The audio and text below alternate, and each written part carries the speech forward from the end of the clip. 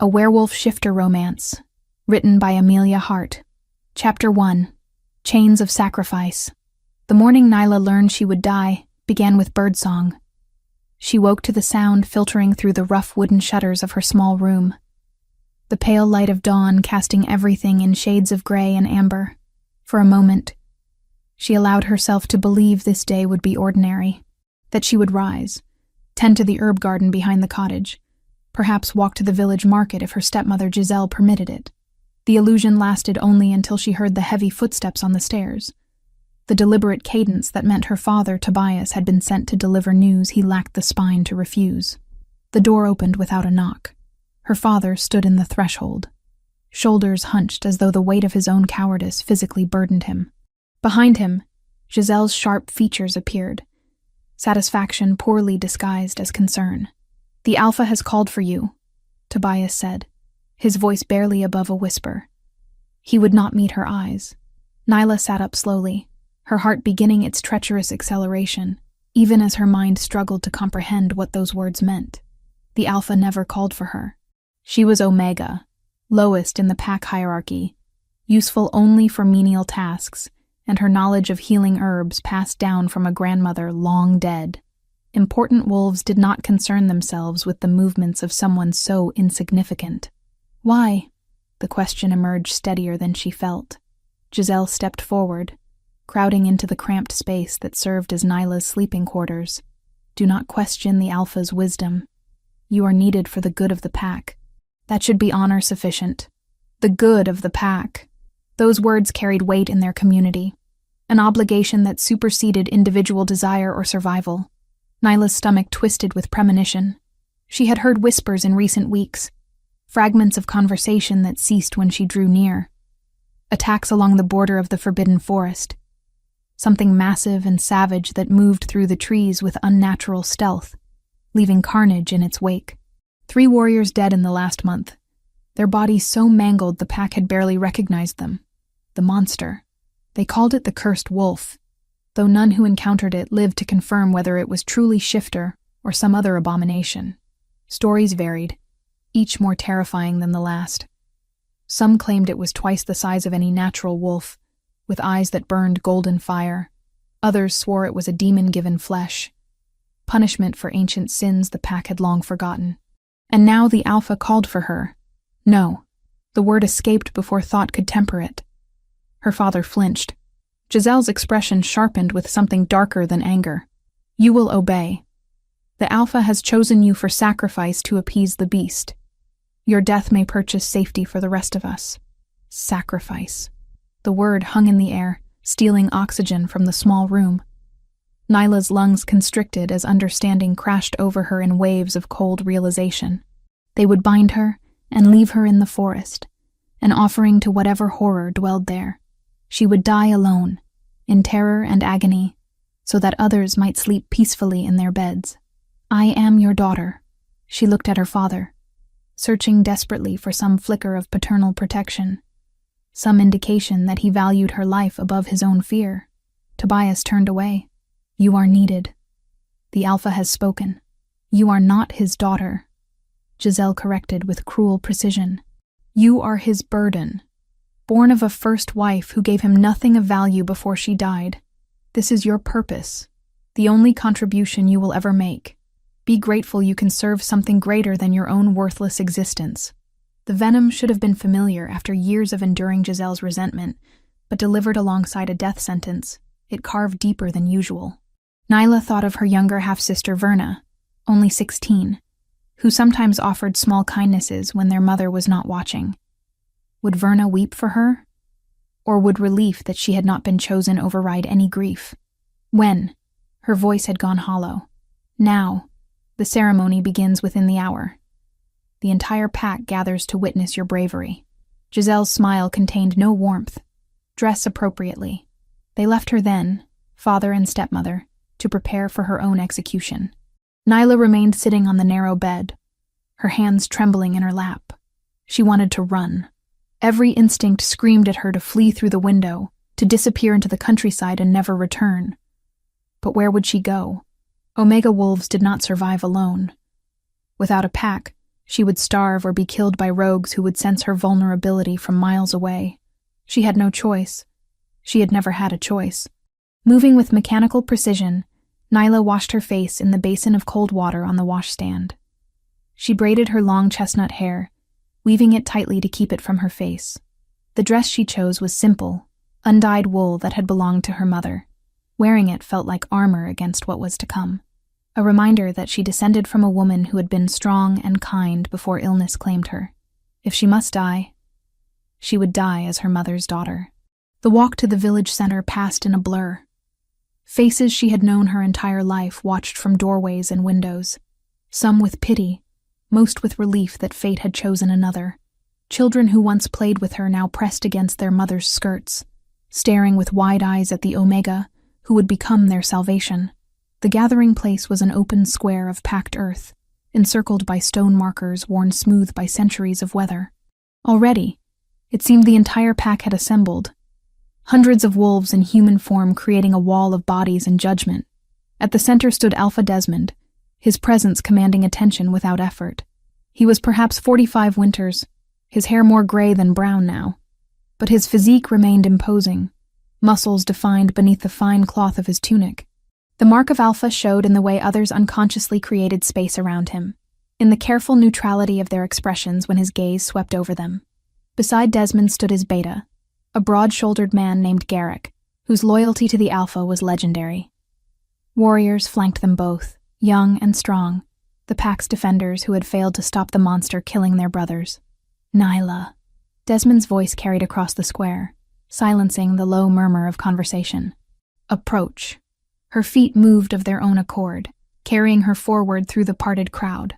She felt their stares like physical touches, assessing her worth, measuring whether her death would be adequate payment for their continued survival. When she reached the Alpha, she lowered her eyes in automatic submission. The behavior trained into every Omega from childhood. Look at me. It was not a request. Nyla raised her gaze, meeting those calculating gray eyes that had governed her life since birth. Desmond studied her for a long moment, his expression unreadable. You understand why you have been chosen? Yes, Alpha. What else could she say? That she did not wish to die. That terror clawed at her throat until breathing required conscious effort. Such truths were irrelevant. The beast has taken from us. Desmond continued, his voice pitched to carry to every listener. Warriors, providers, fathers and sons. It grows bolder with each passing moon, encroaching further into our territory. We have tried force. We have set traps. Nothing deters it. The elders have counseled that perhaps what is required is not violence, but offering. Blood has been spilled. Let us see if blood offered freely will appease the creature's rage. Blood offered freely. As though she had chosen this. As though standing here awaiting her execution was an act of voluntary sacrifice rather than obedience enforced by absolute hierarchy and threat of punishment. But Nyla understood the performance. Desmond needed the pack to believe this was noble, that her death meant something beyond expedience and fear. You serve your pack with this final act, Desmond said, and perhaps he even believed it. Your name will be remembered. An empty promise. Within a generation, she would be forgotten, reduced to a cautionary tale told to frighten children into obedience. But she inclined her head, accepting the lie because resistance would change nothing. Garrick stepped forward, heavy rope coiled in his hands. The binding was ritualistic, meant to prevent her from fleeing once left alone in the forest. They wrapped it around her wrists, pulling tight, then secured her ankles with enough slack to walk, but not run. The rough fibers bit into her skin, and Nyla wondered distantly if she would bear rope burns when the wolf finally tore her apart, or if death would come too quickly for such minor injuries to matter. The procession to the forest's edge moved with ceremonial slowness. Desmond led, with Garrick and 2 other warriors escorting Nyla. The pack followed at a distance, a silent mass bearing witness to her fate. She glimpsed Verna among them, her young face streaked with tears she tried futilely to hide. Their eyes met briefly, and Nyla managed a small smile, forgiving her sister for the cowardice of silence. What could Verna have done? Challenged the Alpha and been exiled or killed for such insolence? The forbidden forest loomed ahead, ancient trees creating a wall of shadow even in daylight. Local legend claimed the woods were cursed, that those who entered too deeply never returned, their souls trapped forever wandering beneath the canopy. Whether such stories held truth or were merely superstition, the forest had been forbidden for as long as anyone remembered. None ventured past the first line of trees, none except the condemned. At the boundary, Desmond raised his hand, halting the procession. The warriors pushed Nyla forward until she stood at the very edge, where sunlight ended and darkness began. The air felt different here, heavier somehow, laden with a presence that raised the fine hairs along her arms. "Beyond this point, you walk alone," Desmond announced. "May your sacrifice grant us peace. May the beast be satisfied and retreat to the depths from which it came." They untied the rope around her ankles then, granting her the ability to walk into her own death. Her wrists remained bound, rendering her helpless against whatever awaited in those shadows. Nyla looked back one final time at the pack, at the faces of people she had known since childhood, who now watched her with varying degrees of pity and relief. Her father stared at the ground. Giselle wore satisfaction barely concealed behind a mask of solemn duty. Verna sobbed openly now, restrained by their mother's firm grip on her arm. No one spoke in her defense. No one stepped forward to say this was wrong, that offering one of their own to a monster made them no better than the beast they feared. Nyla turned away from them, from the pack that had never truly been hers, and walked into the forbidden forest. The temperature dropped immediately, as though the trees held captive some ancient cold that daylight could not reach. Her footsteps made no sound on the carpet of fallen leaves, centuries of decay creating a path that seemed to absorb noise. Behind her, she heard the shuffle of the pack retreating, returning to their safe homes and ordinary lives, already forgetting the Omega who had purchased their security with her blood. She walked because standing still felt like hastening the inevitable. Her bound hands made balance precarious, forcing her to move carefully to avoid tripping over roots that snaked across the forest floor. How far should she go? How deep into this cursed place before the wolf found her? The questions seemed absurd, but her mind clung to them, grateful for any distraction from the terror building in her chest. Time lost meaning beneath the canopy. Minutes could have been hours. The forest remained unnaturally silent, not even birds daring to sing here. Just her breathing, too loud and too fast, and the whisper of wind through branches high above. Then she smelled it. Musk and pine, wild and potent, the scent of predator. Every instinct inherited from her wolf bloodline screamed danger, though her human form could not respond with the speed or strength that might save her. Nyla froze, her heart hammering so violently she thought it might tear free from her ribs. The undergrowth to her left rustled. Something massive moved through the shadows, circling her with deliberate patience. She caught glimpses of silver-black fur, of a body far too large to be natural wolf. The stories had not exaggerated. This creature was enormous, easily twice the size of any shifter in wolf form she had ever seen. It emerged from the trees directly in front of her, and Nyla's breath stopped. The wolf was beautiful and terrible in equal measure.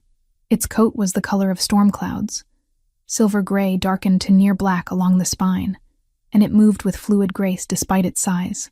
But it was the eyes that held her frozen, unable to flee or fight, golden, burning with intelligence far beyond any animal, and fixed on her with an intensity that stripped away every defense.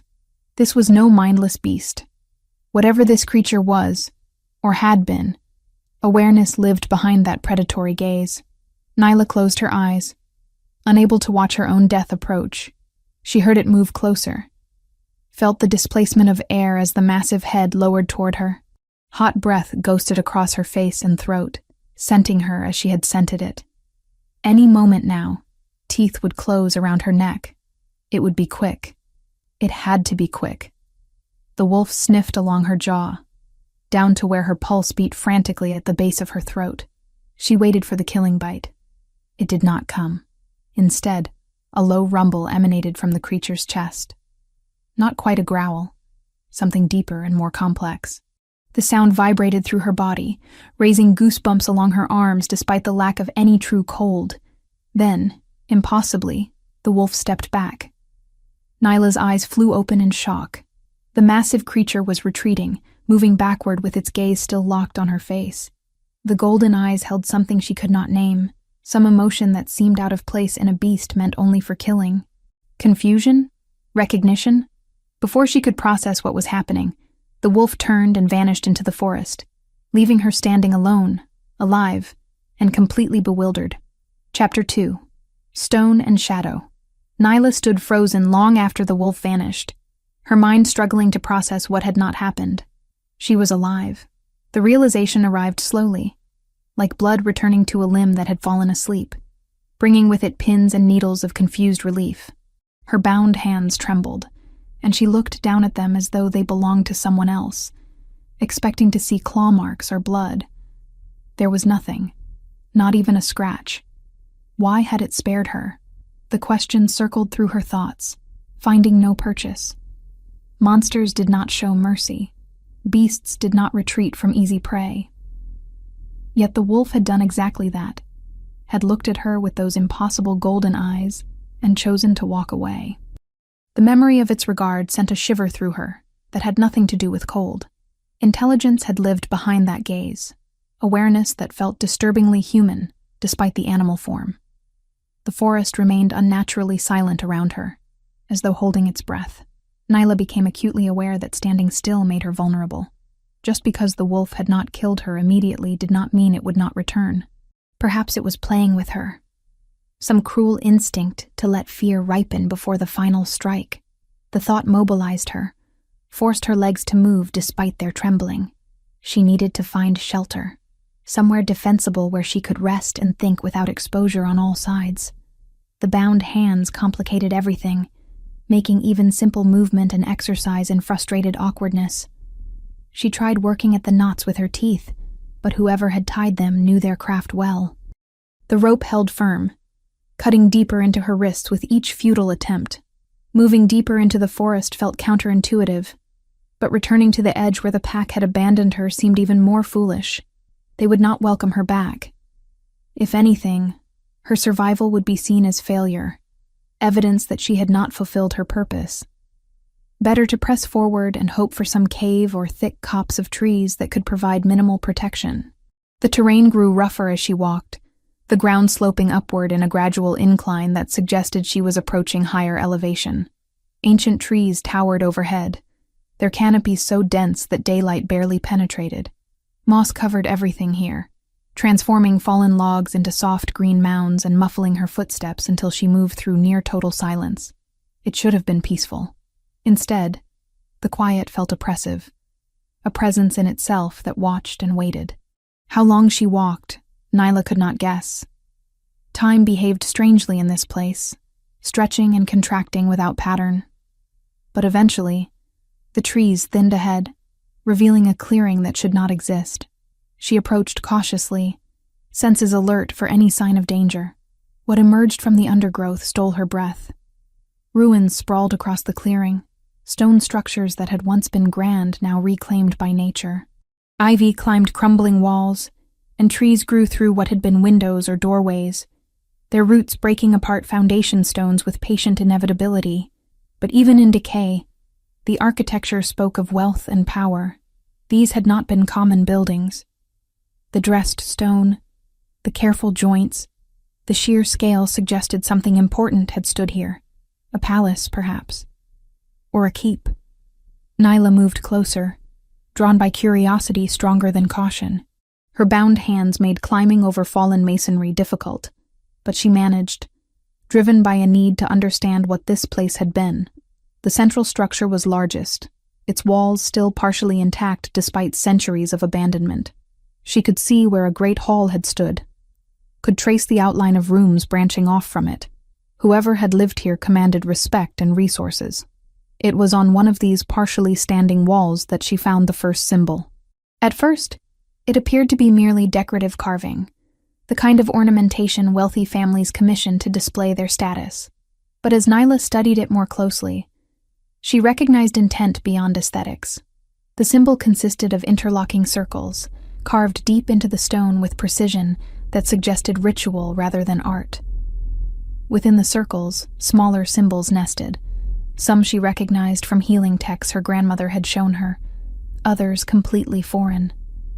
Lunar symbols, protection runes, and something else. Something that made her skin prickle with unease. She moved along the wall, finding more carvings. They told a story, though she lacked the knowledge to fully read it. A figure that could be wolf or man, surrounded by chains. A woman reaching toward the bound figure. Above them both, 3 moon phases rendered in careful detail. And beneath it all, words carved in a language that was almost familiar, but frustratingly just beyond comprehension. Nyla traced the carvings with bound fingers, trying to decipher their meaning. The stone felt warm beneath her touch, warmer than it should given the lack of direct sunlight. Magic. The word appeared in her mind unbidden. These were not mere decorations, but active workings, spells or wards set by someone with considerable power. A doorway gaped in the wall ahead, leading into what had been an interior room. The roof had long since collapsed, but enough walls remained to create a sheltered space. Nyla ducked inside, her eyes adjusting to the deeper shadows. And there, carved into what had once been an altar stone, she found the message. Unlike the other symbols, this one was written in common script, though the language felt archaic, formal in a way modern speech had abandoned. The words had been cut deep, meant to endure, and they had. Moss and lichen partially obscured the text, but Nyla brushed it away with careful fingers, revealing the inscription beneath. Forged by treachery, bound by force, the cure dwells within the curse itself. What was stolen shall be returned when the moon recognizes her match. The words resonated with something deep in her chest, a recognition she could not explain. Nyla read them again, parsing each phrase for meaning. Someone had been betrayed. Someone had been bound through force. And there was a cure, though what illness or curse it addressed remained unclear. The final line proved most cryptic. When the moon recognizes her match. More symbols surrounded the text, and these Nyla understood better from her healing studies. She identified the glyph for wolf first, rendered in stylized form that still captured the essence of the animal. Beside it, a woman's silhouette, arms raised as though invoking or offering something. Between them, a third symbol she had seen before in her grandmother's oldest books, always accompanied by warnings and cautious whispers. The mate bond. Her breath caught. This was about mating, about the sacred connection that could form between wolves. But the configuration was wrong. Mate bonds were natural, spontaneous, requiring no ritual or magic. They simply existed, or they did not. Yet this altar spoke of deliberate creation, or perhaps restoration of such a bond. "What is this place?" she whispered to the empty ruins. The wolf appeared so silently that Nyla did not realize she was no longer alone until she felt the displacement of air behind her. She spun, heart leaping into her throat, expecting attack. But the massive creature simply sat at the edge of the chamber, watching her with those unsettling golden eyes. In the dimmer light, its coat appeared darker, the silver-gray shading to pewter and shadow. This close, she could see details she had missed before. Scars marked its body, old wounds that had healed into white lines through the dense fur. These were not random injuries, but the methodical cuts of weapons, evidence of battles fought and survived. Around its throat, the fur grew in an unusual pattern, as though something had once rested there, some collar or binding that had left its mark even after removal. The wolf did not move toward her. It simply watched, head tilted slightly in what might have been curiosity. Waiting. For what? Nyla could not guess. "You did not kill me before," she said, her voice steadier than she felt. "Why?" No response. Of course not. It was an animal, however intelligent it might seem. Animals did not speak, did not understand human words. Yet something in the way the wolf's ears swiveled toward her, in the focus of its attention, suggested comprehension beyond instinct. Nyla turned back to the altar, though keeping the wolf in her peripheral vision. These markings speak of betrayal and binding, of curses and cures. She traced the wolf glyph with bound fingers. Someone was forced into this form, trapped here. "Is that you? Are you the cursed one?" The wolf rose to its feet, and Nyla's muscles tensed for flight. despite knowing she could never outrun it. But instead of approaching, the creature moved to the opposite wall, nosing at a section of stone that appeared identical to the rest. It pawed once, twice, then looked back at her with clear intent. "You want me to look there?" The wolf's tail swished once, a gesture that felt distinctly affirmative. Nyla approached cautiously, unsure what she would find. The stone the wolf had indicated looked solid, unremarkable. But when she pressed her bound hands against it, she felt the subtle give of a loose piece. With effort, she managed to work it free, revealing a hollow space beyond. Inside, carefully wrapped in oiled cloth that had preserved it through the years, lay a book. Nyla withdrew it with shaking hands, the weight substantial, the binding clearly expensive even after so much time. She unwrapped the cloth, revealing a leather cover tooled with more of the same symbols she had seen throughout the ruins. When she opened it, the pages proved to be vellum, each one covered in neat script that showed the careful hand of someone accustomed to formal writing. A journal, or perhaps more accurately, a confession. The first page bore a date that made Nyla's breath catch, 20 years ago, near to the month, and beneath it, a name she recognized from pack history, though it had not been spoken in her lifetime. Morgana. She began to read, and with each line, the world she thought she understood crumbled further. "They came for me at midnight, warriors bearing the mark of the royal house, but acting under orders I knew to be false. My coven tried to protect me, but we are healers and seers, not fighters. They cut down Lila and Brea before my eyes, their blood staining the sacred circle. The beta stood over their bodies and told me I had a choice. Curse the Alpha King, or watch every member of my coven die in the same manner." The words blurred as Nyla's hands began shaking harder. She forced herself to continue reading. "I am not brave enough to let them all die for principle. I agreed to his terms, to forge a curse that would strip Cale Winterborn of his humanity, trap him in wolf form, and drive his mind toward beast consciousness until nothing of the man remained. But I am not without resistance. Into the curse itself, I wove its antidote. The mate bond, if true and freely given, can break what I was forced to create.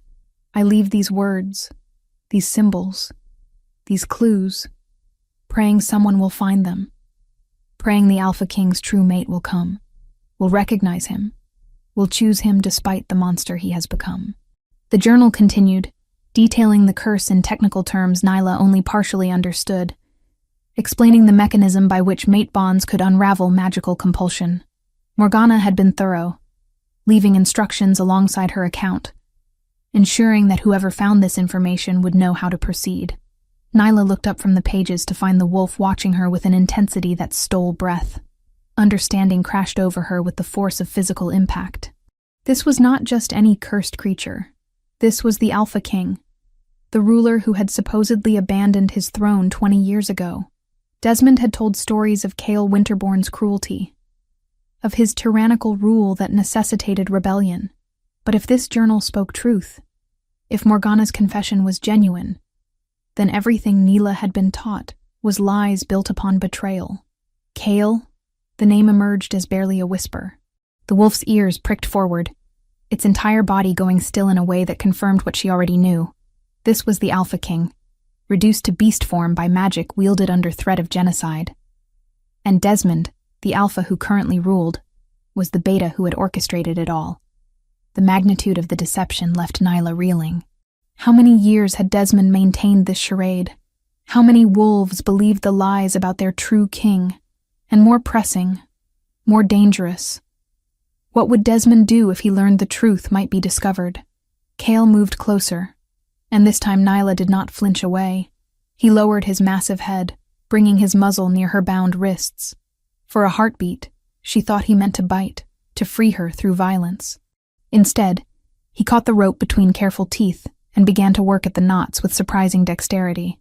It took several minutes of patient effort, but eventually the rope loosened and fell away. Nyla rubbed her abraded wrists, relief flooding through her as circulation fully returned.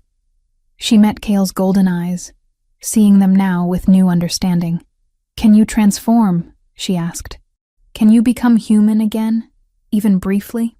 The way he dropped his gaze, the defeated slump of his shoulders, provided answer enough. Whatever magic bound him, it was not easily overcome. The curse held tight, and without the mate bond Morgana described, he would remain trapped. But the journal had mentioned the mate bond as cure, which meant Kale's true mate existed somewhere, waiting to be found. Nyla's stomach twisted with complicated emotions she did not want to examine. Disappointment? No, that made no sense. She barely knew this creature, this king, yet something in her recoiled from the thought of him finding another, of watching him transform back to human through someone else's love. Ridiculous. She pushed the feeling aside and focused on practical matters. "We need to understand more," she said, gesturing to the journal. Morgana left detailed instructions. If we can find her, she might be able to help, to explain what needs to happen. Kale made a soft noise, somewhere between whine and growl, his attention fixed on her with unsettling focus. Then, slowly, deliberately, he moved closer until his muzzle rested against her collarbone. She felt him inhale deeply, scenting her as he had when they first met. The reaction was immediate and undeniable. His entire body went rigid, a shudder running through him from ears to tail. When he pulled back, his eyes had gone wide, pupils dilated with something that looked like shock, or recognition, or perhaps desperate hope.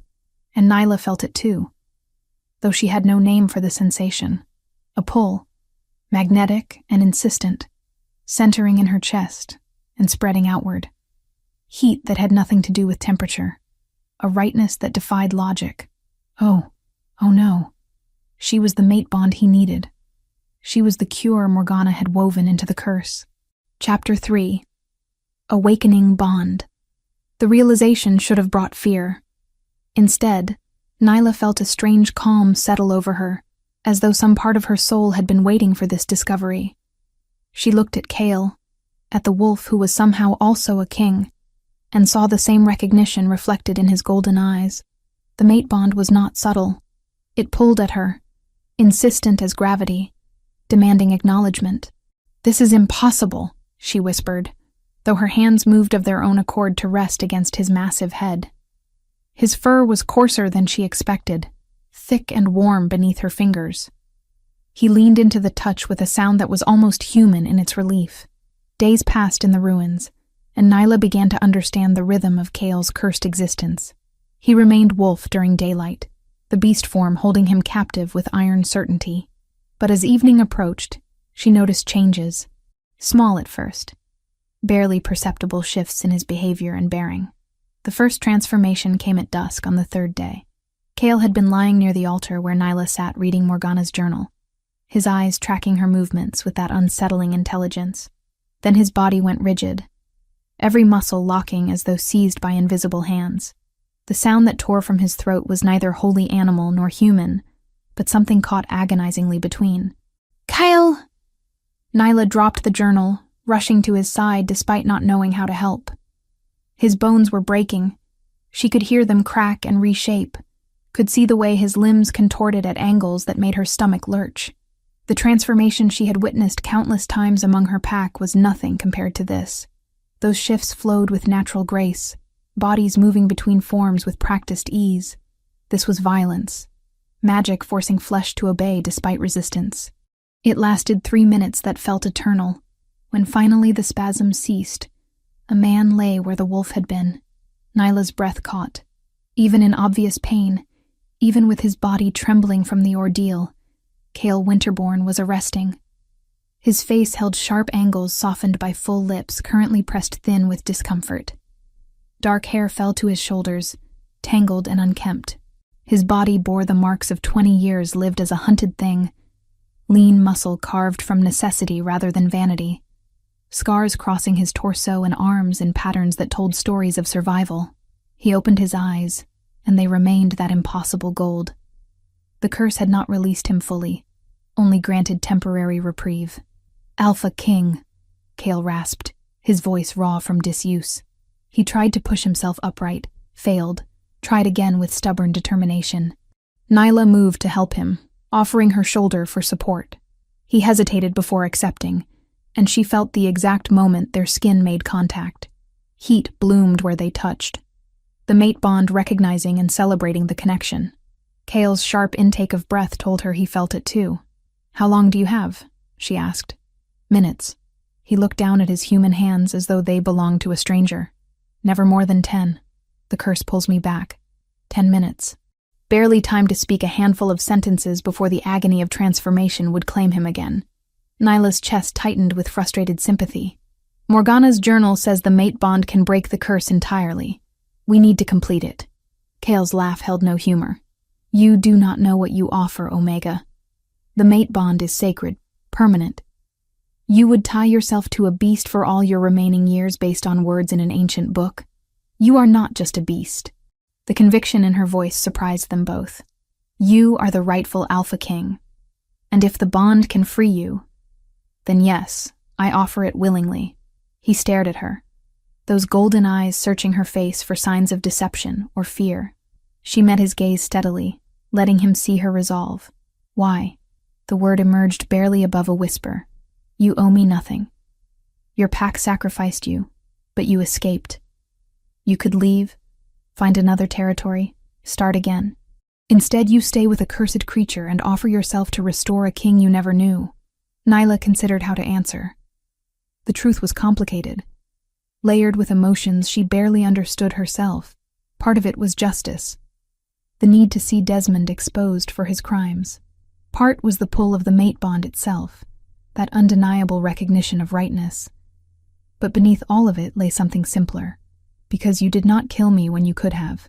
Because you protected me in that first moment when any true beast would have torn me apart. You are still in there, Kale. Still human despite 20 years trapped in wolf form. That deserves a chance at freedom. The transformation pulled him back before he could respond, bones cracking as his body convulsed.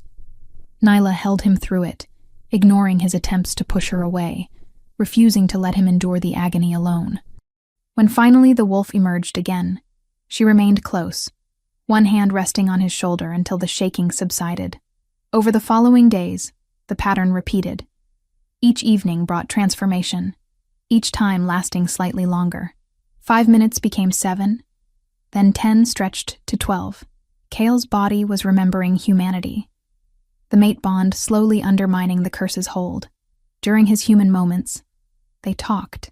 He spoke in fragmented sentences about his reign before the betrayal, about the kingdom he had tried to build where strength served justice rather than cruelty, about Desmond, his beta and friend, who had smiled while poisoning wine with liquid silver, about waking trapped in wolf form, watching through beast eyes as Desmond spread lies to the pack. He told them I had become tyrannical, Kale said one evening, his voice stronger now that the transformations happened more frequently, that I planned to enslave weaker wolves, to hoard resources while others starved. All lies built on carefully constructed evidence. By the time Morgana cursed me, the pack believed I deserved punishment. And your intended mate? Nyla tried to keep her tone neutral, though jealousy she had no right to feel colored the question. Kale's expression shuddered. There was no intended mate. Desmond wanted that title for himself, wanted the power that came with it. When I showed no interest in the alliances he suggested, when I refused to mate for political advantage, he saw opportunity. They were sitting in what had once been a solar, stone benches still intact despite the missing roof. Moonlight illuminated the space, casting shadows that danced across Kale's scarred shoulders. He wore clothes now, simple garments Nyla had fashioned from cloth she found in a storage room remarkably preserved by some lingering magic. The mate bond is manifesting physically, he said, gesturing to the back of her neck. Can you feel it? Nyla touched the spot, feeling the raised skin there. Not painful, but warm, as though a brand rested against her flesh. What does it look like? A crescent moon with your wolf form inside. The mark of a true mate bond. His fingers ghosted near the mark, but did not make contact. When the bond completes fully, my mark will appear on you as well. 2 halves of a whole. How do we complete it? The question emerged more breathless than she intended. Kyle met her eyes, and the heat there made her acutely aware of his proximity, of the bare skin visible where his shirt hung open. The bond requires acknowledgement and acceptance from both parties. A conscious choice, freely made, with full understanding of what it means. I already chose. I told you I offer this willingly. Words are not sufficient. He leaned closer, close enough that she could feel his breath against her cheek. The bond completes through physical connection, through claiming. Understanding crashed over her, bringing heat to her face. She had heard whispers among mated pairs in her pack, had understood in abstract terms what the bond required. But facing it with Cale, with this man who was equal parts stranger and familiar, made theory suddenly visceral.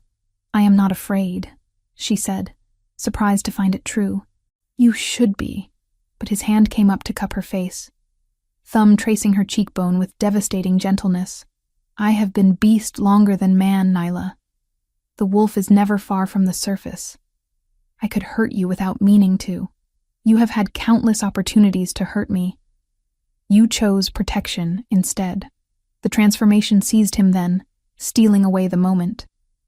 Neela held him through the agony, whispering reassurances as bones broke and reformed.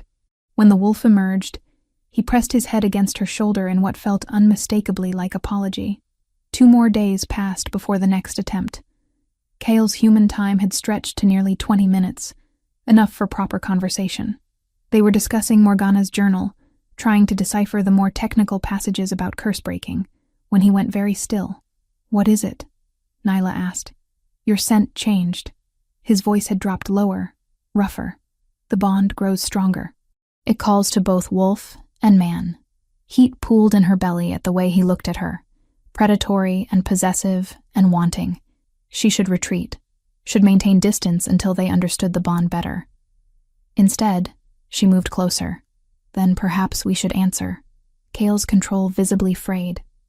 His breathing quickened, pupils dilating until only a ring of gold remained. Nyla, if we do this, there is no undoing it. You will be mine, and I will be yours for all our days. Are you certain? She answered by closing the remaining distance between them, pressing her lips to his in a kiss that started gentle and quickly turned desperate.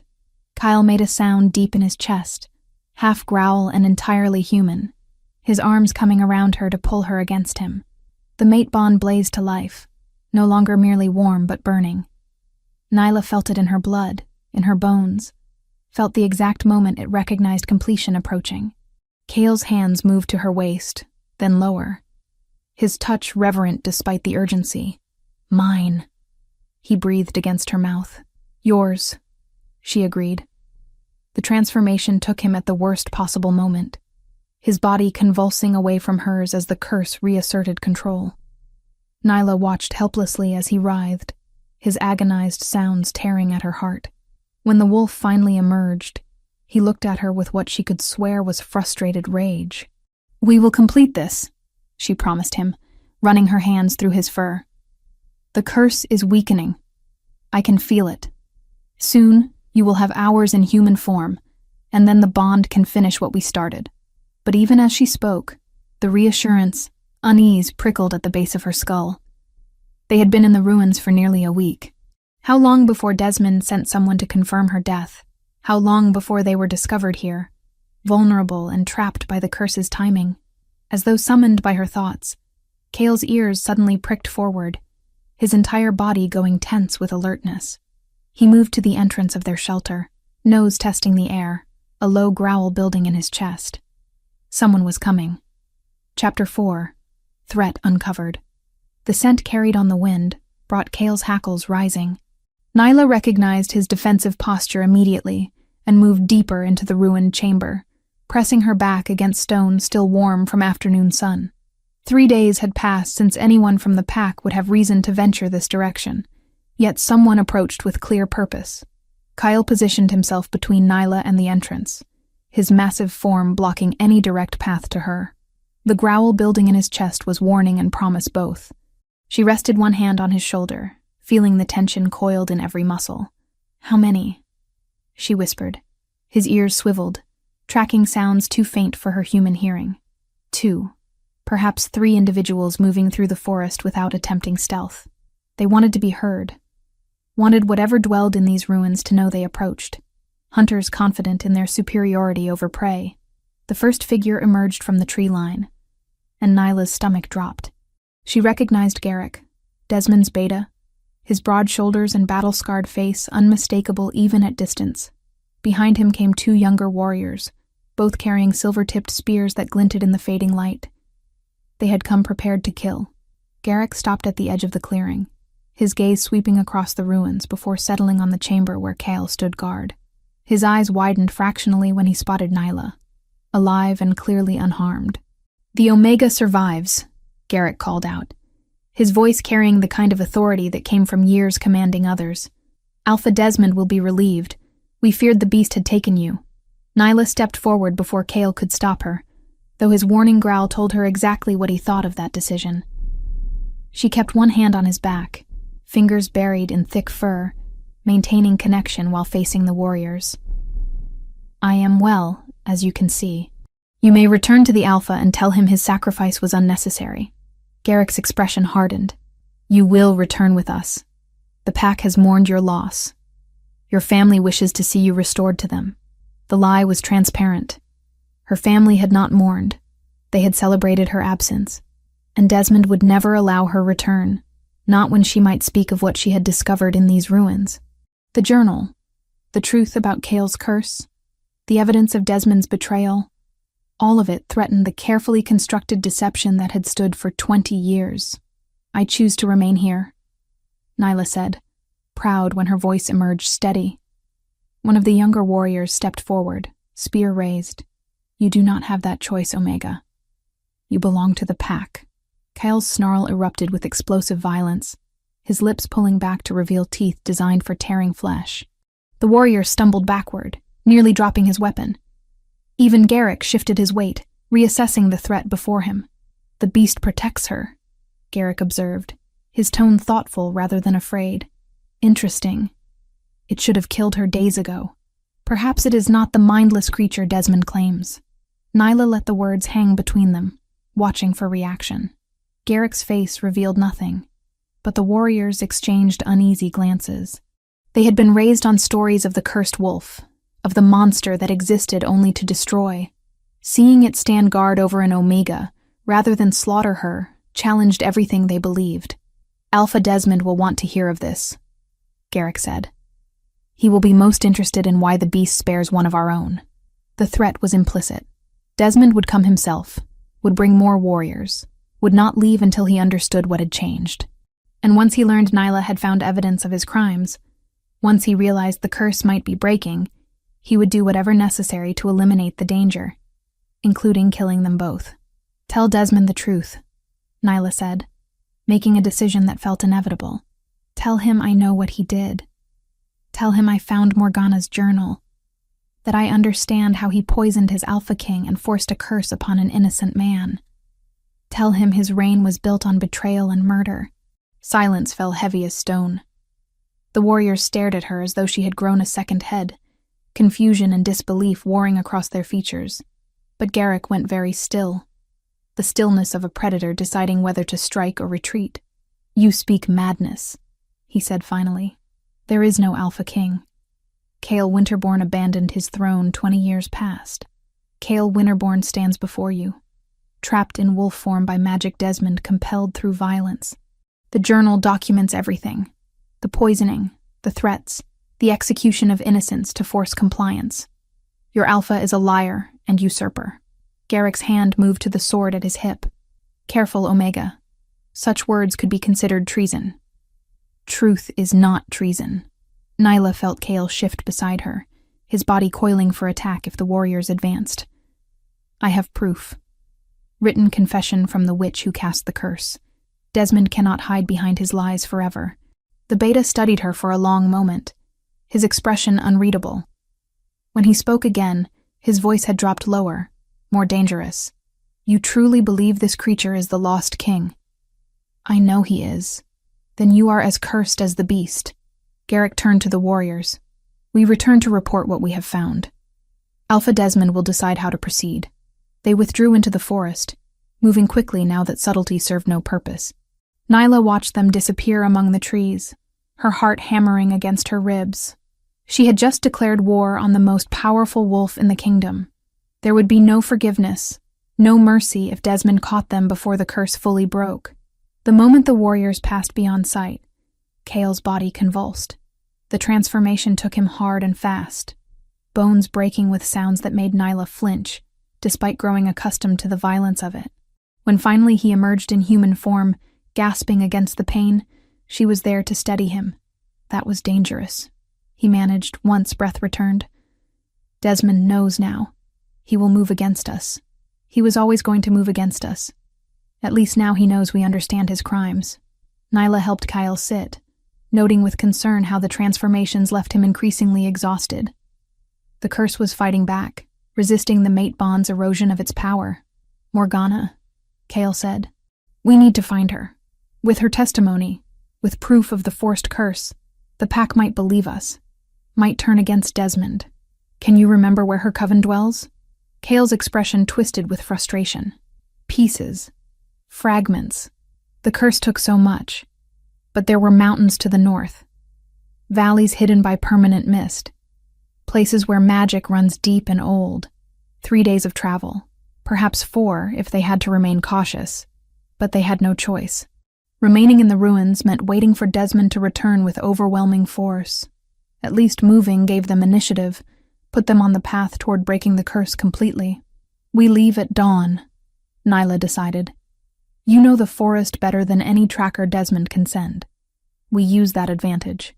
Nyla. Kale caught her hand, his touch still sending heat through her where the mate bond pulsed between them. If we are caught, Desmond will not grant quick deaths. He cannot afford to let either of us speak. Then we will not be caught. She drew a slow breath, already planning how to turn Desmond's own lies against him if they crossed paths with his warriors. Doubt, she knew, could be more dangerous than teeth. She squeezed his fingers, drawing strength from the connection. We are stronger together. The bond proves that. He pulled her close, lowering his brow until it nearly brushed hers, the world narrowing to the warmth between them. I was alone for 20 years. Trapped, hunted, becoming less human with each passing season. Then you appeared, offered to a monster as sacrifice. And instead of dying, you gave me hope I had forgotten existed. I will not lose you to Desmond's fear. The transformation claimed him again before she could respond. His body racked with spasms as the curse dragged him back to wolf form. Nyla held him through it, murmuring reassurances she prayed were true. They would reach Morgana. They would break the curse. They would expose Desmond and reclaim what had been stolen. They had to. As darkness settled fully over the ruins, Nyla gathered what few possessions they could carry.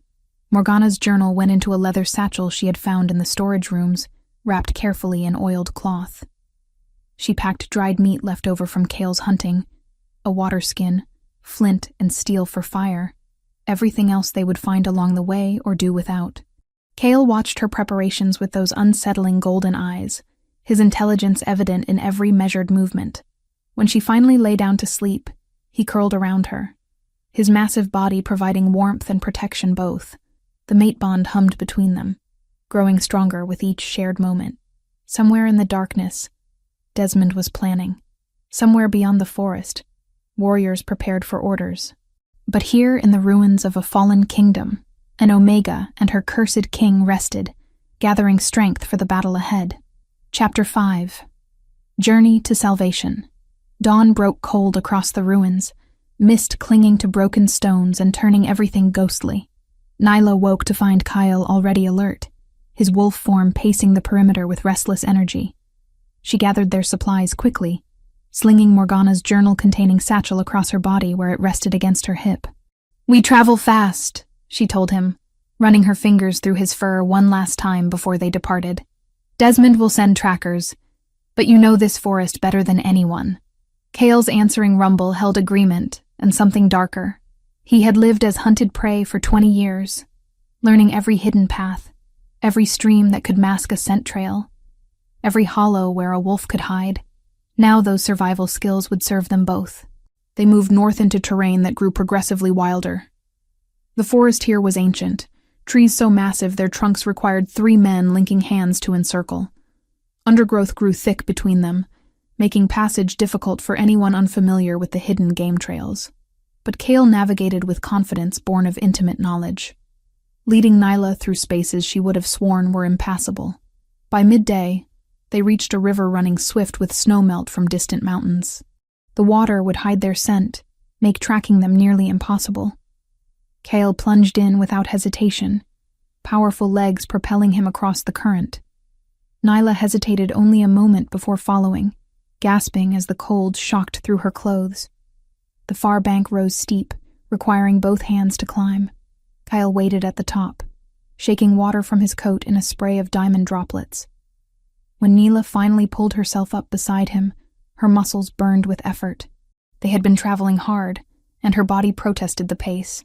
"I need to rest," she admitted, hating the weakness, but knowing pushing beyond her limits would help no one. Kyle led her to a dense thicket, where fallen logs created natural shelter. While she caught her breath, he vanished into the trees, returning with a rabbit caught fresh. The efficiency of his hunting would have disturbed her weeks ago. Now she felt only gratitude as he transformed briefly to human form, his hands making quick work of preparing the meat for cooking. "The transformations are lasting longer," Nyla observed as she worked to build a small fire. Kale had been human for nearly 30 minutes now, longer than ever before. "The bond is working. Not fast enough." His voice carried frustration. "Desmond moves while I remain trapped. By the time we reach Morgana, by the time the curse breaks fully, how many warriors will he have gathered? How many will die because I cannot reclaim my throne?" Nyla looked at him properly, seeing the weight he carried. For 20 years, Kale had existed as beast, unable to protect his kingdom or challenge the usurper. The curse had stolen everything: his crown, his people, his very humanity. Now, with freedom finally within reach, urgency drove him mercilessly. "You cannot break a curse through force of will alone," she said gently. "The mate bond requires time to work, to unravel magic that was years in the making. We are moving as fast as we can." The transformation seized him before he could respond, his body convulsing back to wolf form with the violence that never seemed to lessen. Nyla held him through it, her hands gentle on his shaking frame, until finally the wolf emerged, exhausted and panting. They rested through the hottest part of the day, Nyla dozing against Kale's warm side, while he kept watch. When shadows began lengthening, they resumed their journey, pushing deeper into wilderness few dared enter. The second night brought them to terrain that felt different. The air itself held weight here, dense with magic so old Nyla could taste it on her tongue. Trees grew twisted, their branches forming patterns that seemed deliberately shaped rather than naturally grown. Even the ground beneath her feet felt alive, pulsing with energy that raised the fine hairs along her arms. "We are close," she said, though she had no rational reason to believe it. The feeling simply existed. Bone-deep certainty that Morgana's coven dwelt nearby. Kale's ears swiveled forward, his nose testing the wind. Then he moved with purpose, leading her up a steep incline where loose stone made every step treacherous.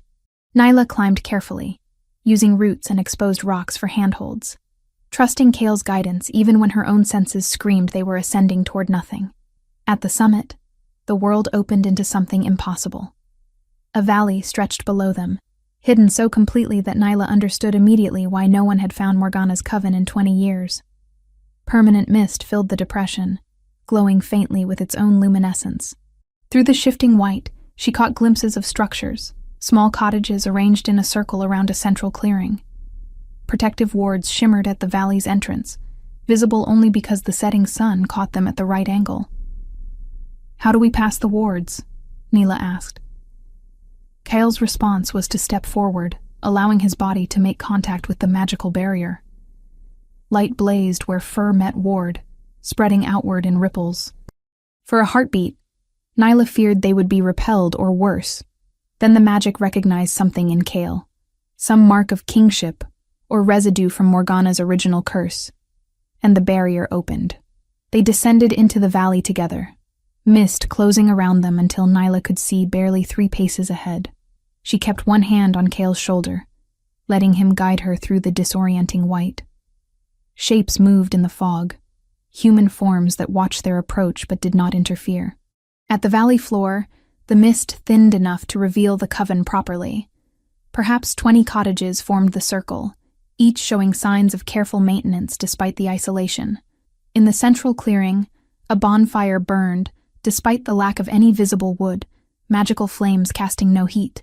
And beside that fire stood a woman whose face Nyla recognized from careful descriptions in the journal. Morgana. 20 years had aged her, silver threading through hair that had been fully dark in her youth. Lines marked her face, evidence of worry and grief carried across decades. But her violet eyes remained sharp, assessing, missing nothing as Kale and Neela approached. "Kale Winterborn," Morgana said, her voice carrying across the clearing. "After 20 years you finally come home." Kale transformed, the change flowing more smoothly than ever before, though pain still marked his features. When he stood human once more, he met Morgana's gaze steadily. "You left me a way out of the curse. We found your journal, your instructions. This is Neela. She's my mate." Morgana's attention shifted to Nyla, those unsettling violet eyes seeming to see through skin to the soul beneath. "The mate bond manifests already. I can see the mark beginning on her neck, but it is not yet complete." "Desmond knows we live," Nyla said. "He knows we found the journal. He will come with warriors, with silver weapons meant to kill. We need the curse broken before then. 20 years I have waited for this moment." Morgana moved closer, studying Kale with the intensity of someone examining their greatest work and worst sin combined. 20 years wondering if my resistance, my hidden cure, would ever be discovered. "Tell me, my king, do you remember what I said when Desmond forced me to cast the curse?" Kale's brow furrowed. "Pieces. Fragments. You said it could be undone, that I should not lose hope. I said more than that. I said the mate bond would break what I was forced to create, but only if the bond completed fully. Half measures will not suffice.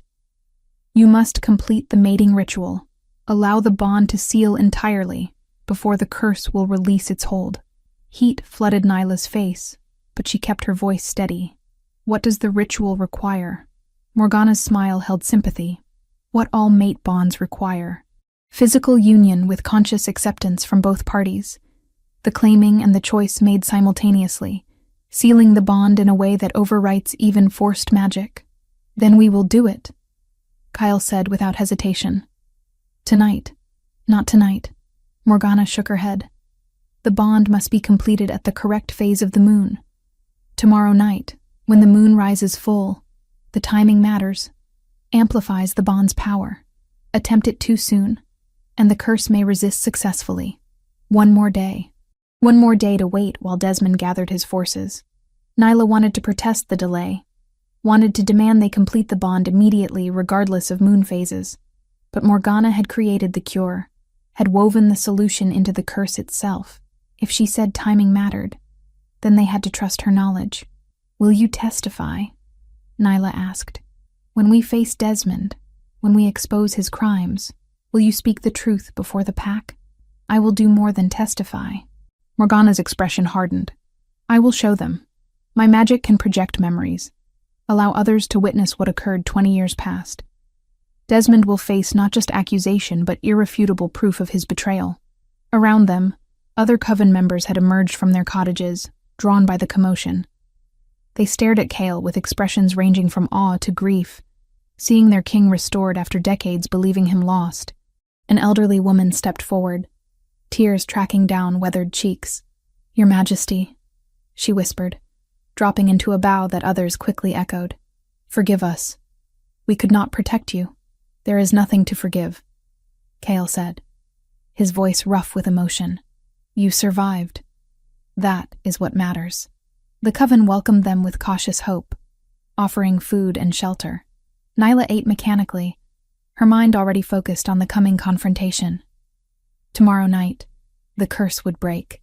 Tomorrow night, Kale would reclaim his humanity fully, and then they would ride to face Desmond, to tear down the lies and restore truth, if they survived that long. Chapter 6. Ritual and Reckoning. The day passed with agonizing slowness, each hour stretching like pulled thread. Nyla spent the morning with Morgana in the witch's cottage, a small structure surprisingly warm despite the perpetual mist that filled the valley. The interior smelled of dried herbs and old magic, bundles hanging from ceiling beams alongside crystals that caught what little light filtered through the windows. The ritual requires perfect precision, Morgana explained, spreading ancient texts across a scarred wooden table. Her violet eyes tracked Nyla's expressions, ensuring comprehension of each crucial detail. One misstep, one incorrectly pronounced syllable, and the curse may resist breaking. Or worse, it could fracture partially, leaving Kale trapped between forms. Nyla's stomach clenched at the possibility. She had witnessed the agony of Kale's transformations, seen how the curse tore at him with every shift between wolf and man. To imagine him caught permanently in that liminal space, neither one nor the other, was unbearable. "Tell me everything," she said. "I will not fail him." Morgana's expression softened with something approaching approval. The bond requires 3 elements working in harmony. First, conscious acceptance from both parties, spoken aloud under the full moon's direct light. The words must be your own, from your heart, but they must contain acknowledgement of choice. The mate bond is sacred, because it is freely given, never compelled. She paused, ensuring Nyla absorbed this foundation before continuing. Second, physical union that seals the connection through flesh and blood. This is not merely coupling, though that is part of it. The marking must occur, Kale's teeth breaking your skin to leave his claim visible to all. The pain will be sharp but brief, and from it comes the permanent bond that ties your souls together. Nyla touched the back of her neck where she could feel the mark already beginning to form, warm beneath her fingers. The mate bond had been manifesting gradually over their days together, but completion required this final step. "And the third element?" she asked. "The invocation of binding words in the old language, the tongue spoken before kingdoms rose and fell, before pacts formed their hierarchies. These words carry power, because they have been used for this purpose since wolves first learned to love. I will teach them to you now, and you must practice until they flow as naturally as breath." For the next 3 hours, Morgana drilled the phrases into Nyla's memory. The words tasted strange on her tongue, syllables that seemed to resonate with something deeper than mere sound. Each phrase held specific meaning, one for acceptance, one for binding, one for sealing the bond against any who might try to break it. Nyla repeated them until her throat grew hoarse, until Morgana finally nodded satisfaction. "You have the pronunciation correct. Tonight, when the moment comes, let your heart guide the cadence. The words carry their own power, but your intent shapes how that power manifests." As afternoon shadows lengthened, Kale joined them. He had spent his morning with the Coven's eldest members, warriors who had served under his reign and remembered what it meant to follow a true king. They recounted stories of his leadership, of the justice he had brought to territories long plagued by corruption and violence. Nyla saw how their words affected him, how he carried the weight of 20 lost years on his shoulders. "They speak of you with reverence," she told him when they found a moment alone, walking through the mist-shrouded valley. "They never stopped believing you would return. They endured 20 years of exile because of my failure to see Desmond's betrayal coming." Kale's jaw tightened, the muscle jumping beneath his beard. 2 of their number died to force Morgana's compliance. "How can they look at me with anything but accusation?" Nyla stopped walking, turning to face him fully. "Because you are not responsible for Desmond's choices. He poisoned you, threatened innocence, built his power on lies and murder. That guilt belongs to him alone. I should have seen it, should have recognized his ambition, his resentment. The signs were there and I ignored them because he was my friend, my trusted beta." Pain colored Kale's voice, the old wound still raw despite 2 decades having passed. That blindness cost everything. "Then do not be blind now." She took his hands, feeling the calluses earned through years of survival in wolf form. "Desmond is coming. Morgana's magic showed us that truth in the crying bowl this morning. He brings 30 warriors, maybe more, and he intends to end this before you can reclaim your throne. We break the curse tonight, and then we face him together." Kyle pulled her close, drawing her in until their faces were a breath apart, in a gesture that had become familiar between them. You should not have to face battle. You were meant to die as sacrifice, and instead you offer yourself to restore a king you never knew. I have given you nothing but danger.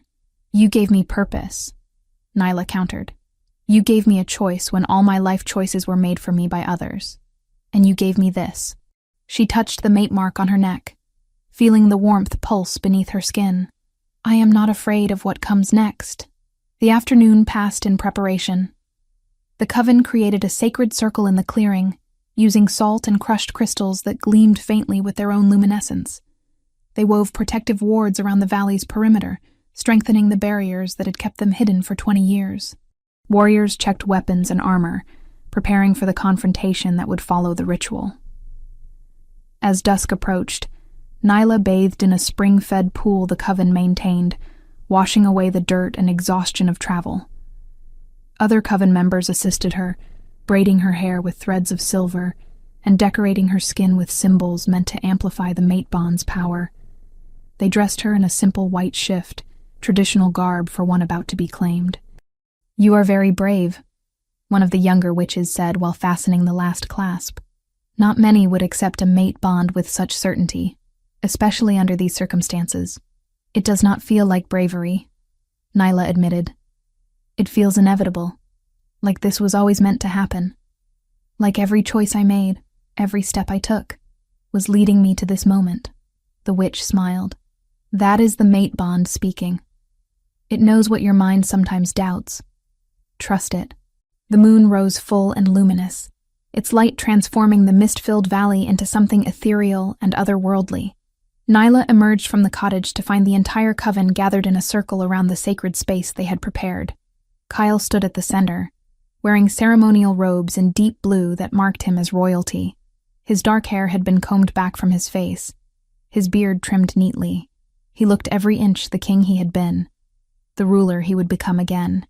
When his eyes found her across the clearing, Nyla felt the mate bond flare with such intensity it stole her breath.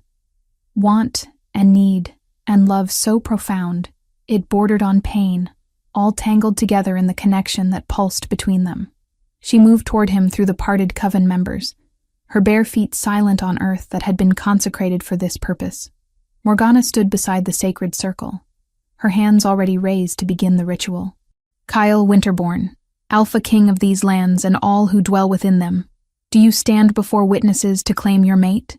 I do. Kale's voice rang clear across the clearing, carrying weight that came from absolute certainty. Nyla, Omega who was cast out and offered as sacrifice, do you stand before witnesses to accept your mate? I do. Nyla's voice emerged steadier than she felt, her hands steady despite the enormity of what was about to occur. Then speak your acceptance, Morgana intoned.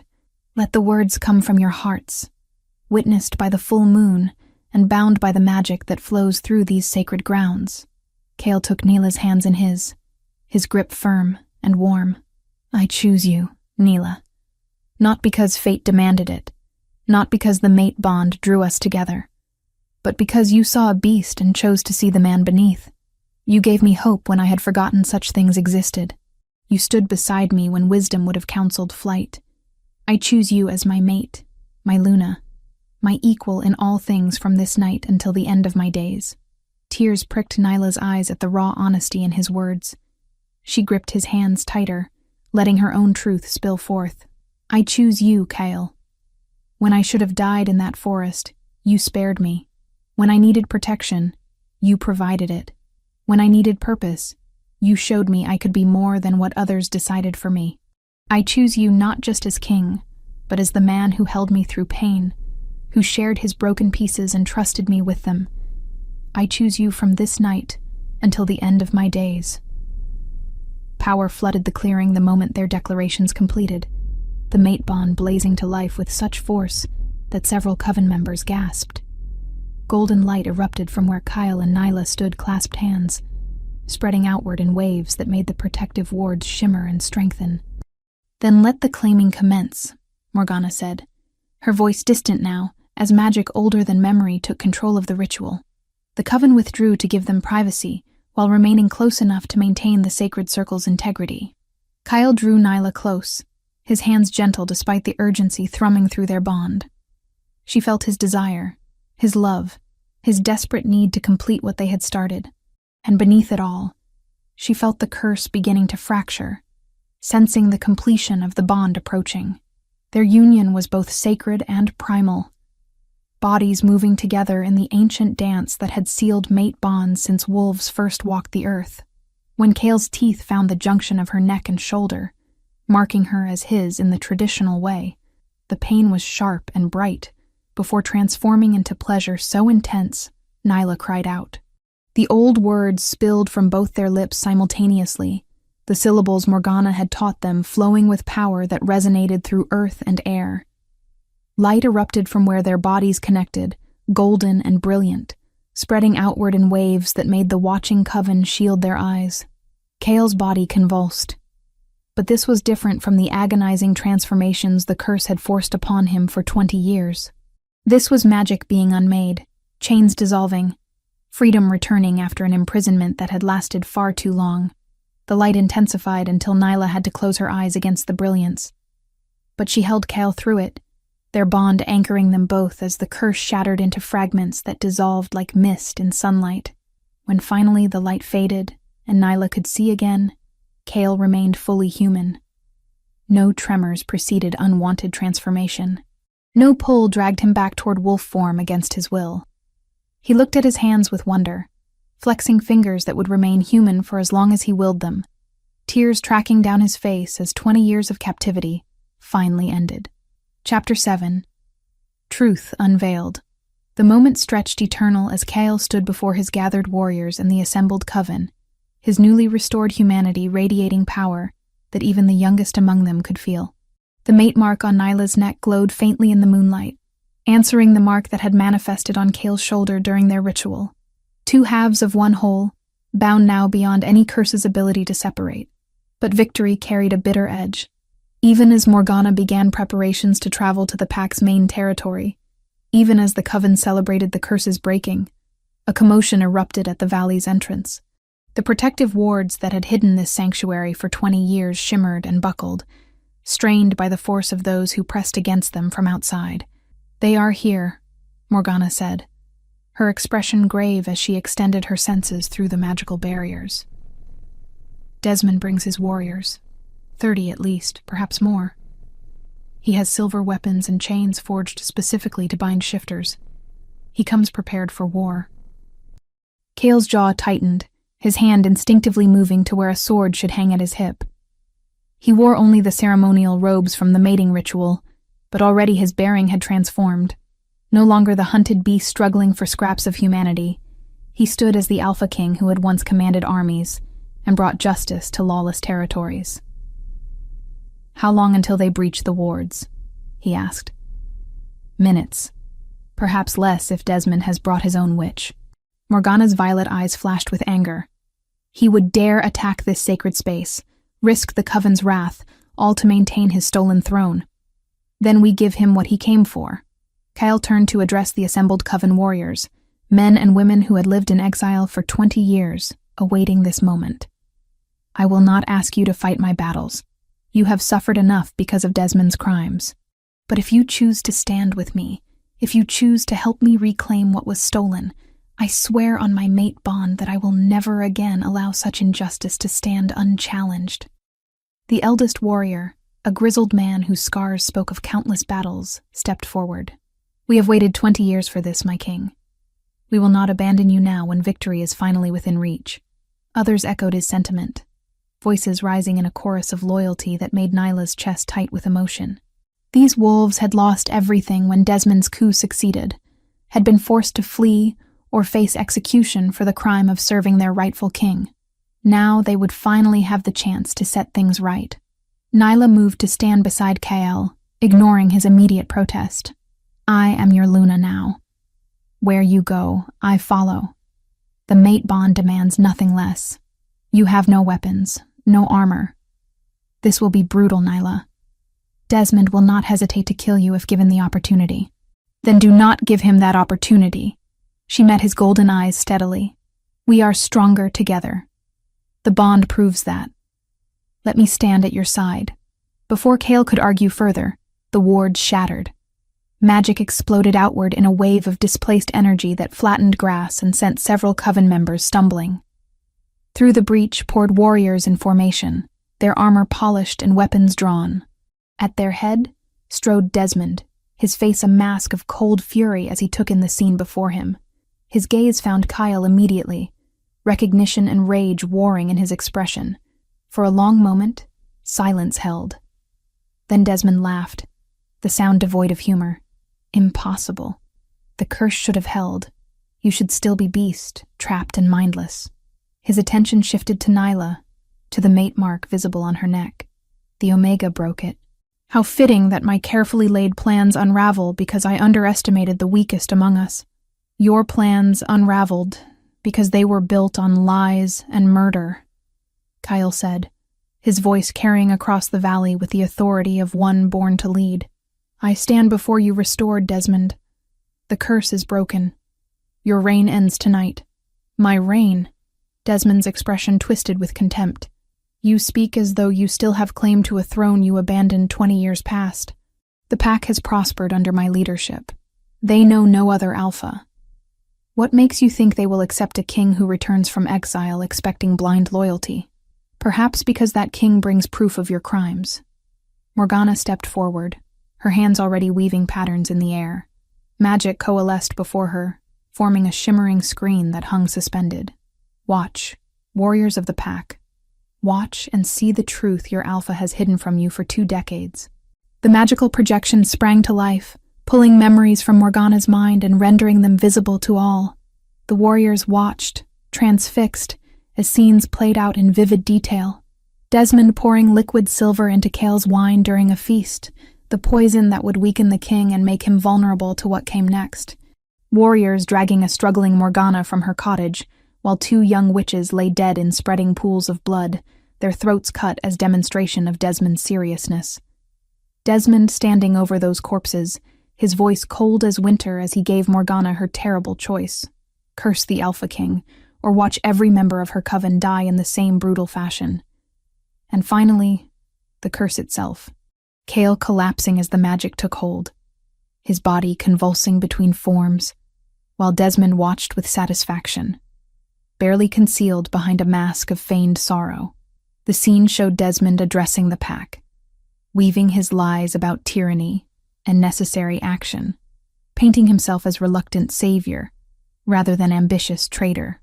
When the projection faded, several of the warriors who had accompanied Desmond stood with expressions of horror and betrayal. One dropped his weapon, the clang of steel on stone unnaturally loud in the shocked silence. "Lies," Desmond snarled, though his voice lacked conviction. "Magical illusions mean nothing. Any witch could fabricate such scenes." "Then explain the mark," Kale said, pushing aside the ceremonial robe to reveal his shoulder fully. There, rendered in lines that seemed to glow with their own inner light, was the royal symbol. A triple moon sigil that only those of the original bloodline could bear. It was not something that could be forged or faked, a birthright granted by the moon goddess herself to those destined to lead. Gasps rose from the assembled warriors. Several fell to their knees immediately, recognizing what they witnessed. Others stepped back from Desmond, their loyalty visibly fracturing as truth crashed through carefully maintained deceptions. "You bear the mark of the royal line," one of the elder warriors said, his voice shaking. "Only Kale Winterborn and his descendants carry that symbol. You are the true Alpha King. He is also the cursed beast who has terrorized our borders for 20 years, Desmond countered desperately. Even now he could transform, could lose control and slaughter you all. Is that the king you wish to serve? The curse is broken, Morgana stated with absolute certainty. The mate bond severed what I was forced to create. Kale Winterborn has full control of his transformations, as he did before you poisoned and cursed him. He is no more threat to his people now than he was during his original reign. More warriors abandoned their positions, moving away from Desmond toward Kale. The tide was turning, loyalty shifting as the truth became undeniable. But Desmond was not finished. He had ruled for 20 years through manipulation and calculated violence, and he would not surrender power without final resistance. "If I cannot rule, then neither shall you." He drew his sword, silver blade gleaming in the moonlight. "I challenge you, Cale Winterborn. Combat by ancient law, witnessed under the full moon. The victor claims the throne and the loyalty of all present. The defeated accepts exile or death." A formal challenge following the oldest laws of their kind. Cale could not refuse without appearing weak, without ceding legitimacy to Desmond's continued rule. And Desmond knew it, counted on it, believed that 20 years of soft living as king, against 20 years of survival as beast, would give him the advantage, despite Cale's restoration. "I accept your challenge," Cale said. And Nyla felt the decision through their bond, felt his absolute certainty. "Under witness of the moon goddess and these assembled wolves, we will settle this as our ancestors did, by strength, by skill, by right of the strongest." The warriors formed a circle, creating an arena in the clearing. Coven members supplied weapons, swords for both combatants, balanced and deadly. No armor would be worn. This would be decided through pure combat, the most ancient way of determining rightful leadership. Nyla wanted to protest, wanted to demand another solution. But she understood the necessity. The pack needed to see their alpha prove himself, needed to witness strength that would command their respect and loyalty. Words and magical projections had exposed Desmond's crimes, but only combat would cement Cale's claim to the throne. "He is strong," Morgana murmured beside her. "Desmond has trained daily for 20 years, has fought challengers and maintained his position through demonstrated power. Do not underestimate him." "Cale survived 20 years as a hunted animal," Nyla countered. "He learned to fight for every scrap of food, every moment of rest. Desmond may have trained, but Cale has lived combat."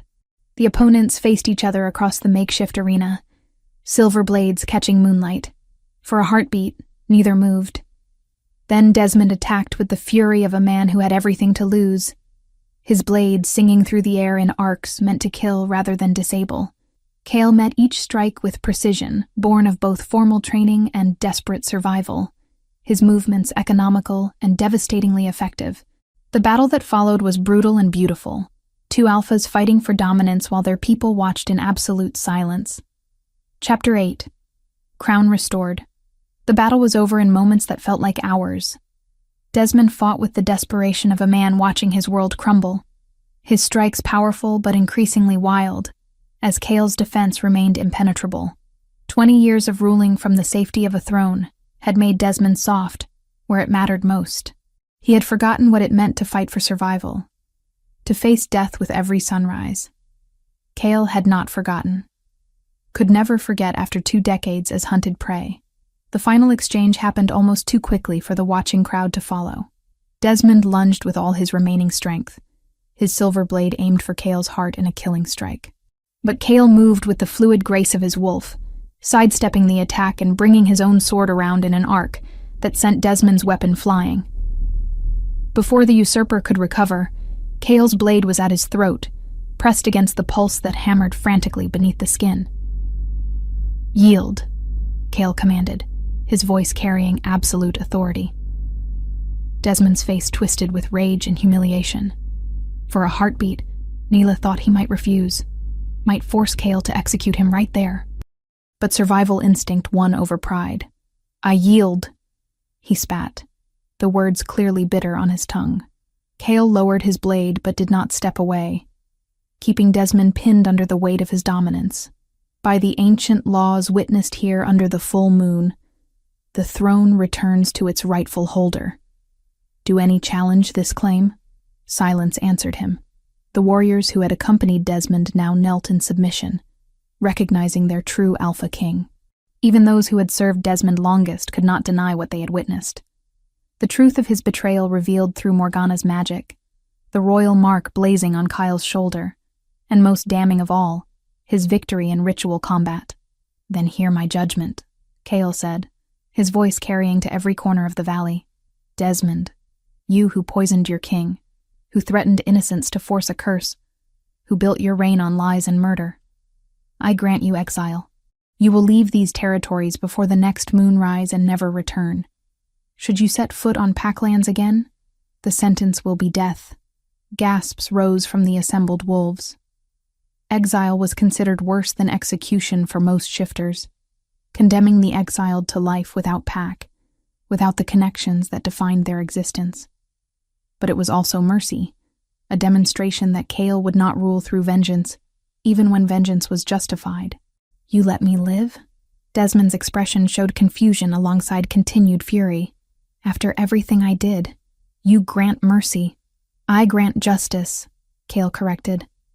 Death would be too quick, too clean. You will live with what you have done, stripped of power and position, alone in a way you never forced me to be alone. That is sufficient punishment. 2 warriors came forward to escort Desmond from the valley, ensuring he would not linger to cause further trouble. As they led him away, the fallen Alpha looked back one final time, his expression unreadable. Then he was gone, disappearing into the forest that had been Kale's prison for so long. The moment Desmond passed beyond sight, the assembled pack erupted in celebration. Warriors who had served Kyle decades ago shouted his name with tears streaming down weathered faces. Coven members embraced one another, relief and joy mingling with grief for the 20 years lost. Even those who had never known Kale's original reign seemed caught up in the moment. Recognizing they had witnessed something momentous, Morgana approached, her expression satisfied. You have reclaimed your throne, my king. Now comes the harder work. Rebuilding what was broken, healing what was damaged. I will not do it alone. Kyle reached for Nyla, drawing her against his side. I have my mate, my Luna. Together we will forge something better than what existed before. The formal proclamation came at dawn. The entire pack gathered in the main territory, summoned by runners Kale had sent ahead to announce his return. Hundreds filled the central square, their expressions ranging from hope to skepticism to outright disbelief. Desmond had ruled for 2 full decades. Many of the younger wolves had never known another alpha. Kale stood before them in borrowed armor that fit him perfectly, his bearing regal despite the mismatched equipment. Beside him, Nyla wore the simple dress she had donned for their mating ritual, the mate mark visible on her neck for all to see. Morgana stood witness, prepared to show her magical projection again if any doubted the truth. I am Kale Winterborn, he began, his voice carrying across the square without need for amplification. 20 years ago, I was your Alpha King. My beta poisoned me, forced a witch to curse me, and spread lies about my reign to justify his coup. For 20 years I lived as the beast you feared, trapped in wolf form, and losing more of my humanity with each passing season. Murmurs rippled through the crowd, but no one interrupted. They needed to hear this, needed to understand what had been done in their names. I do not blame those who believed Desmond's lies. He was convincing, had evidence he carefully fabricated, and none of you had reason to question a beta you trusted. But the truth stands revealed now. The witch who was forced to curse me lives to testify. The mate who broke that curse stands at my side, and I bear the royal mark that cannot be forged or falsified. He pushed aside his armor to reveal the triple moon sigil glowing faintly on his shoulder. Even from a distance, its authenticity was undeniable. Nyla heard gasps rise from the crowd, saw wolves falling to their knees in recognition. I reclaim my throne not through conquest, but through right of birth and victory in ritual combat. I ask for your loyalty not because it is owed, but because it is earned. Judge me by my actions from this day forward, not by lies told in my absence. An elderly wolf pushed through the crowd, moving slowly with the aid of a carved walking stick. Nyla recognized her as one of the ancients, wolves who had lived through multiple alpha reigns and carried the pack's history in their memories. I remember you, the old woman said, her voice creaking with age but carrying clearly. I remember a young king who brought justice to territories plagued by tyrants, who settled disputes fairly, who protected the weak, who asked for counsel rather than demanding blind obedience. Tears tracked down her weathered face. Welcome home, my king. We have missed you. Others echoed her sentiment, voices rising in a chorus of welcome. Not all joined in. Some remained silent, reserving judgment, or still loyal to Desmond's memory. But the majority responded with clear acceptance, and that would be sufficient foundation to rebuild upon. The formal ceremonies took hours. Cale was anointed with sacred oils by the pack's spiritual leaders, swore oaths to uphold justice and protect his people, and accepted the pledges of loyalty from warriors and civilians alike. When finally Nyla was called forward to be proclaimed Luna Queen, her hands trembled only slightly as the crown was placed upon her head. It was not the life she had imagined when Desmond chose her as sacrifice. Her grandmother would have smiled to see the healing knowledge she had passed down now woven into the heart of a restored kingdom. But as she stood beside Cale, feeling their mate bond pulse with shared joy and determination, Nyla understood this was exactly where she was meant to be. In the days that followed, changes rippled through the pack. Cale moved quickly to establish his authority, while demonstrating the fairness his reign would embody. Warriors who had served Desmond but committed no crimes were offered positions based on merit. Those who had participated in the original coup faced judgment proportional to their involvement. The pack's resources, which Desmond had controlled tightly, were redistributed to ensure even the lowest-ranking wolves had access to necessities. Garrick, Desmond's former beta, was stripped of his title and assigned to the lowest ranks under Cale and Nyla's watch. His survival a deliberate reminder of what blind obedience to a corrupted alpha could cost. Morgana's coven was granted lands and protection, their sanctuary expanded to welcome other magical practitioners who had fled during Desmond's reign. The ancient bond between rulers and witches was restored, ensuring that magic would serve justice rather than be perverted to serve ambition. And one afternoon, 3 months after the curse broke, Nyla found herself facing a small group of visitors in the throne room's antechamber. Her father Tobias stood there, shoulders hunched with familiar cowardice. Beside him, stepmother Giselle wore an expression that suggested attendance was compulsory, rather than voluntary. But it was the third figure who captured Nyla's attention. Verna, her half-sister, whose eyes were red-rimmed from crying. "You summoned us, Luna Queen," Tobias said, unable to meet Nyla's gaze. "I did." Nyla studied them. These people who had once been her family, who had stood silent while she was offered as sacrifice.